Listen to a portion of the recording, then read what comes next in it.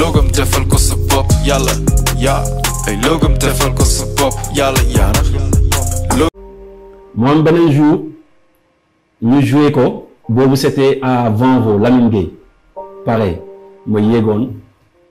joué ko maa ngi doon ànd ak benn groupe bu nekkoon Médina fàtte naa sax tur bi maa ngi doon ànd ak benn gaañ bi ñoom dañu doon jël ay affaire joker yooyu taf ko seen benn bët dañ ko doon taf.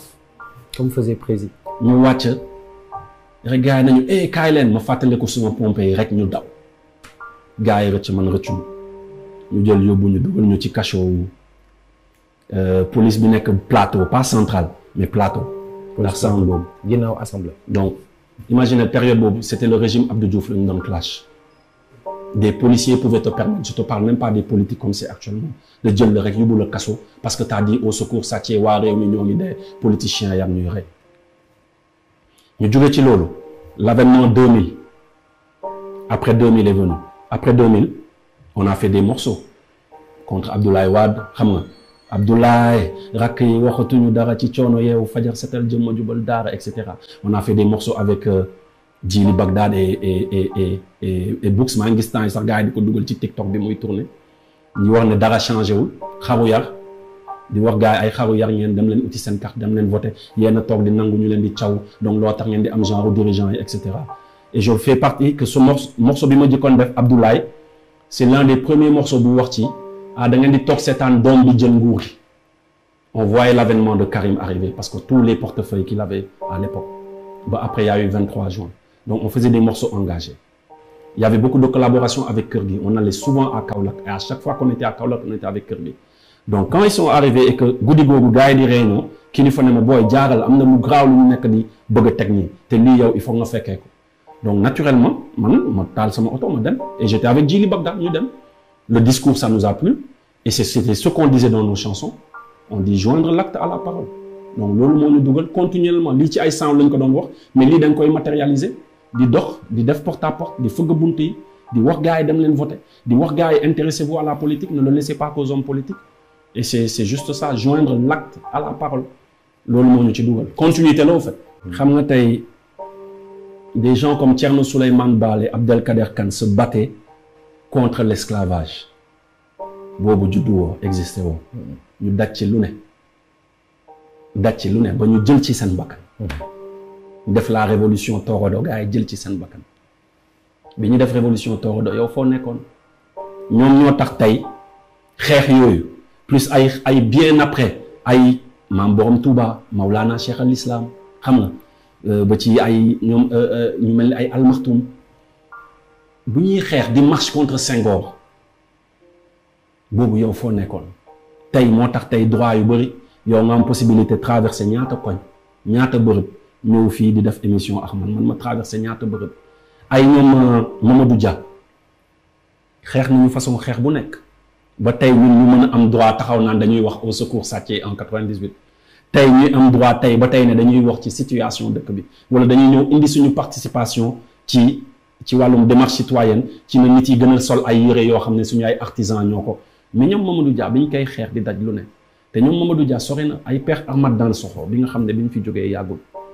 ñu may raconter Decroix ay ñoom Mamadou Diop Decroix bi ngay gis dañu doon xeex ñu leen di dàq ji ñuy dugg ci àllu Ziguinchor bi ba réer fële Guinée Bissau wala fële Gambie ñu leen di wër matin midi soir temps yooyu portable amul dara amul dañ lay jàpp rek escanté la Blondin Diop sama nijaay bi muy dee ci kaso bi ndax lan moo tax mu dee ci kaso bi gore ñooñu lu ñu daj ñun dajuñu 15 ñun ay liif ay ndox bu sedd ay ndox bu tàng ay liif la ay masse électrique par-ci par-là ay yoonu prison. les haters. Hein? Les haters. waaw les haters mais Pape Sidi il y a toujours ceux qui font et il y a toujours ceux qui commentent depuis le monde et monde xam nga man lan laa rus samay doom ñu ne sa papa lan la fi def. wax ko ci wolof li nga wax y a toujours ceux qui. dafa am toujours ñuy def am ñoo xam ne dañuy wax. mooy li ñuy wax comme jamono ji par exemple jamono internet la ñu nekk di nga gis nit ñëw ñu posté sa photo rek mu commenté waaye kii moo nangamtaan wala kii moo. tuxkatu yàmbaa nga. waaw kooku yàlla foofu la ko nattoo yow yàlla dafa la natt pour nit yi di dem ci artisan yi di defar lu chemise yu mel nii ñuy wane ne chemise yi soxlawul ñu koy jënd Turquie wala Chine mais mën nañ ko jëndee fii diine yi nga xam ne man ay États-Unis laa ko doon jëndee parce que j'aime les choses amples tey damay dem jox ko maam Cheikh mu ñëwal ma ko et may wax gars yi boo leen bëggee jean baggy yéen ñi bëgg yu ample yi soxlatul dem ay Rocawear wala ay Ivisu jean wala ay ñeneen ñoom maam Cheikh ñoom Mandione mën nañ leen ko ñëwal. ay Sénégal ay Cheikh Dall soxlawul man may dem di jënd ay Adidas ay Nike Cheikh Dall mën na ma defal dàll yi yow yàlla foofu la sédd te tey woowal Cheikh Dall mu toog fii nga ne ko grâce à Simon ñaata commande nga am grâce à Simon tey ñaata machine nga amoon balaa ngay xam Simon après Simon ñaata machine nga am Moussa temps yi ñu ngi ci benn ndeysaan keroog dafa daw sama yaram ñu ngi ci benn campagne bu tudd jàngi jee saako fii Moussa ñetti machine laa ko fekkal tey jii nii may wax ak yow am na yeneen 10 machines yu Moussa accueillir tey su ma toogoon nekkoon kii commenté ci internet bi Moussa du jot ci machine yooyu Cheikh Dall pouvoir am d'achat am du yokk tey Mame Cheikh ñu koy woo ba ay Mali ay Congo ay Brésil di ko commandé ay tubéy amaana du am loolu amaana man su ma toogoon nekk kuy commenté amaana Sen Kumpa du am album Cinquième du am album Zahirah Batin du am album Tigrim bi du am album Jixaar Inde du am album Seven Shot du am album doo ma arrêté ça la liste elle est longue de bii crew du am album Xat Korsaay du am album xel ci kaw xel du am album Manju Family du ñu ñëw ñu contribuer ci album bi Aada Cannibal du ñëw ñu contribuer ci album bi Prophète du ñëw ñu contribuer ci album Khalif and the Chief la liste est longue de arrêté ma damay continuer de Barrio Mix bu Alien Zik amaana du bi ñu wax ku nekk amaana du ñu contribuer ci album bi su ma nekkoon kuy commenter mais yàlla daf ñu sedd ci ñoo xam ne ñun ñooy jëf ñu naan xool leen ko mu ngi dem de tànk yi daa dëng de moom sa ginnaaw la nekk am na jot gis ni ngay doxee yow tu n'as pas ce temps yow tu te dis il faut que nga jóg de peut-être générosité bi loolu la tamit temps bi ñu ñëw fekk hip hop bi takk dañu ñëw ne non du yoon mu takk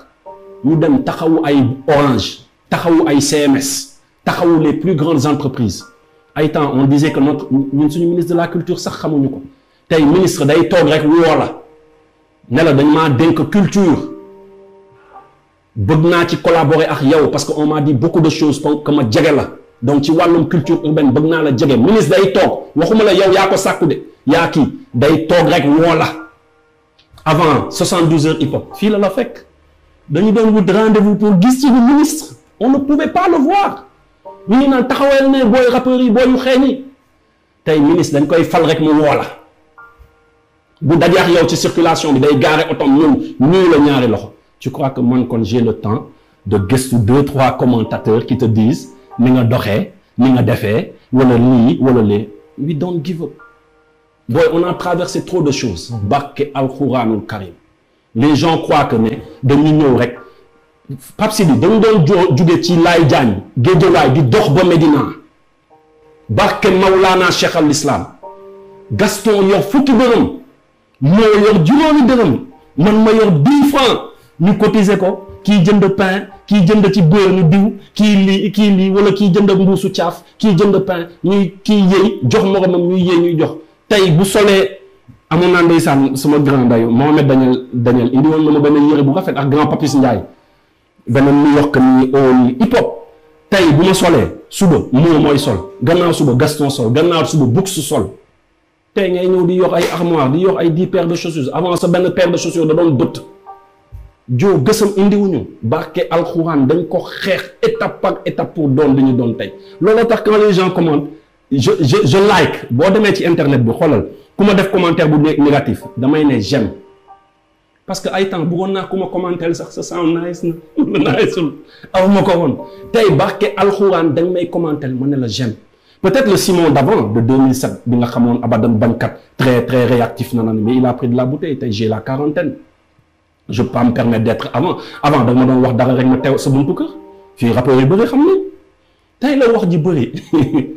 tey la wax ji bëri ñun dañu doon ñëw sa buntu kër ne la futteekul ñu démarré ay Bourba Jolof moo ñu génnee ci loolu barke alxuraanul karim donc loo tax tey quand tu commentes même négativement je like parce que j'aurais voulu avoir ce commentaire là à mes débuts je l'ai pas tey je l'ai tey tu postes une photo quelques minutes après tu es venu tu as ay 2000 4000 et quelques likes xam nga Tu es sollicité, les gens t'appellent jusqu'à présent. Tu as commencé en 96, 97. Jusqu'en 2022, les gens te sollicitent. Pape Sidi t'appelle. Si j'étais has-been, tu n'allais pas m'appeler pour Tay Nudia Carlo. Si je ne faisais plus l'actualité. Tu vois, récemment, j'ai commencé à faire une télé. Vous allez bientôt. Parce que tu fais des choses. Maintenant, faire des choses et commenter les choses, moi, je préfère avoir cette position de recevoir des pics que d'être juste celui qui dit c'est bien, c'est pas bien, c'est mauvais, c'est pas mauvais. À chacun son rôle. Yalla ci li lañu mëna yam. Mais bi nga koy wax, j'ai pensé à la souffrance de ma famille au fait. Parce que Pape Sidi, peut-être fii laa ko mën a waxee hein. Incarcération neexul ci bépp fort nga nekk 4 étoiles 5 étoiles neexul. Tu ne peux pas aller et venir comme tu le veux. Mais peut-être yàlla mi dara tawul ñun de oyofal nañu ko lool man personnellement oyofal nañu ko lool parce qu'il y a beaucoup de choses que les gens vivent dans les milieux carcéraux ñun dunduñu honnêtement man dunduñu. Ça se dit pas, mais on peut dire limite j'étais dans de bonnes conditions. Tu as ton lit, tu as ton ventilateur, tu n'es pas dans une chambre bondée. On était maximum 15-16 personnes. Chacun son lit. Tu regardais la télé, tu regardais l'actualité, tu suivais. Chaque instant, il y a une petite télé, Simon. Et de la façon dont tu as posé, tu as dit dans la vidéo, on parlait de passeport diplomatique. Dans ma vidéo, on n'a jamais parlé de passeport diplomatique. Et pourtant, Tay, ñu bëri li ñuy jàpp mooy da nga nekkoon ci benn trafic passeport diplomatique. Pape Sidi man mosuma téye sama loxo comme mouchoir bi passeport diplomatique. Barke Maulana Cheikh al Islam. Mosuma jëfandikoo téye passeport diplomatique pour ne dama koy jox nit wala kii te pourtant tey moom la ñëpp jàpp. J'ai fait des choses dans ma life parce que je suis pas un saint. J'ai fait des choses dans ma life. J'ai fait énormément de choses dans ma vie. Tu vois? Mais, ci vidéo, le plus petit tout mal, c'est faux. C'est pas possible. Amul benn virgule bu ci nekk dëgg. Tey peut-être da ngay nekk di wax. Jéem nañu si jaxase sax avec ay Guy Marius, avec Nit Doff. Moi, comment je peux aller jouer dans le concert de Nit Doff à Paris? Les gens me regardent, ceux qui étaient là-bas, ils nous regardent. J'étais sur la scène et je dis que Nit Doff nous voyager. C'est pour ça ceux qui ont monté cette vidéo, ils ne sont pas au courant de certaines choses. Chaim ak Nit Doff, l'un qui leur a mis en relation avec le directeur du Centre culturel français, de l'Institut français de Dakar. Beaucoup de gens, ils nous ont recalé. Bokk naa ci ñi nga xam ne dañu ñëw nañu est-ce que diw dina ñëwaat est-ce que diw dina ñëwaat te xamuñu ko sax dem nañu ñëwaat te xamuñu ne yu bëri dafa jaar par yow. Quand je dis yow ce n'est pas pour jaay ngandal wala puukare mais peut-être sa barke ak confiance bu Institut français amoon ci yow wala ñenn ñi job foofu noonu ci ministre ci consul bi wala ci ambassade bi amoon ci yow. Diw il va revenir, il a une carrière. Il fait des concerts, il a sorti un album qui a super marché. Yalla def na ñu me proposé man, ils sont revenus. Et plus que ça même, ces artistes ne méritent pas à chaque fois de venir faire la queue. Donnez-leur des longs séjours. On s'est battu pour ça. Didier Awadi s'est battu pour ça. Mouni dégg lu ne tey. Malal Talla s'est battu pour ça. Mouni dégg lu ne tey. Pendra, Gassira Diagne, hein? Simon Kouka, Amadou Falba, Matador. Barke Alxuraan dem poñe gaay ne leen artistes yi mérité wuñu ay 1 mois ay 2 mois ay 4 mois. Ils nous écoutent, l'Institut français nous écoute xam nañu ñu taxaw poñe l'ancien ambassadeur dañ ko doon poñe di ko wax lu ne ay docta artistes yi mérité wuñu ñu ñëw fii di def 1 mois 2 semaines ci la ñu commencé jox yenn boy de la nouvelle génération yu bëri ci la ñu commencé jox leen ay 4 ans 6 ans biñ koy xeex. ñoom xamuñu ne sax yaa ngi koy xeex donc loo tax quand ce genre de vidéo sort comme ni ñu ko bëggoon wax je pense beaucoup plus à la famille qui a souffert aux amis proches ñi la bëgg dëggantaan aux collaborateurs ñi la bëgg dëggantaan di xalaat yaa ngi dund lu métti alors que ndeysaan xam nga rek boo nekkee ci loo xam ne yàlla gërëmu ko yàlla da lay ñëw oyofal parce que ñooñu bi ñuy dugaloo dañu nekk ci loo xam ne yàlla gërëmu ko. Pape Sidi c'était politique si j'étais pas dans Y'en a marre j'aurais jamais été à 100 mètres pour ce genre de vidéo. Pape Sidi y a un policier qu'on a filmé benn waay di ko filmé ñu koy jox alal xam nga policier boobu lu tax jaarul jugement parce que la collecte de cette image elle est illicite. C'est pour ça que ce policier n'est pas passé en jugement jàllalewuñu ko sax ñu dem ci juge ba ñu jàllale ñu mais comme ni mu la waxee y a autre chose amaana peut-être bu jugement bi rombé bu ñu toogaatee incha allah di def émission et on connaît tout. Le temps de Dieu n'est pas le temps des hommes loo tax tey dañuy sant yàlla on est là balaa ñuy commencer émission may ne sama benn boy bi nekk foofu ba tey man génn naa depuis ñaata presque 1 an pendant 1 an am na ñeneen ñoo xam ne man gënuma leen je pense à Imam Mamadou Lamine Gueye il est toujours là-bas je pense à ñoom Pape je pense à ñoom Ismaïla je pense à Blanc qui était notre chef de chambre tey mu ngi Cap Manuel mu ngi déggante limite chaque jour je pense à toutes ces personnes yoo xam ne gënuma leen peut-être amaana ñu si bëri erreur ñu ngi foofu tu vois je pense à ndeysaan gars bi ma doon basketal ndoo rek oh damay fàtte turam ils sont là-bas Pape Sidi toi diggante bi génn nga voyagé nga ñëw nga dund nga en mbégte en bànneex mais Pape Sidi ceux qui ont fait ça man de sama xolu jullit sama aqulaay taala barke Maulana Cheikh al Islam jéggal naa leen. Je te raconte une anecdote Thier mi filmé affaire yi bi ñu nekkee ci biir kaso ba dañu woo nañu yaayam dafa génn àdduna dama dem ci Thier fekk ko mu toog wetu appel bi ma sukk ci ay tànkam ma ne ko boo naka la mu siggi xool ma rek tiit ma ne ko maa ngi jégul mais dañu wax léegi ne maire bi dafa wàññeeku liggéey yàlla na ko yàlla xaare aljanna xam naa ne métti nga nag yaa ngi fii et que bëggoon nga teewee loolu mais yàlla moo am programme ñaanal ko ñaanal maire bi mu téye sama loxo jooy Thier bi la def loolu barke Maulana Cheikh al Islam les gardes qui voyaient ça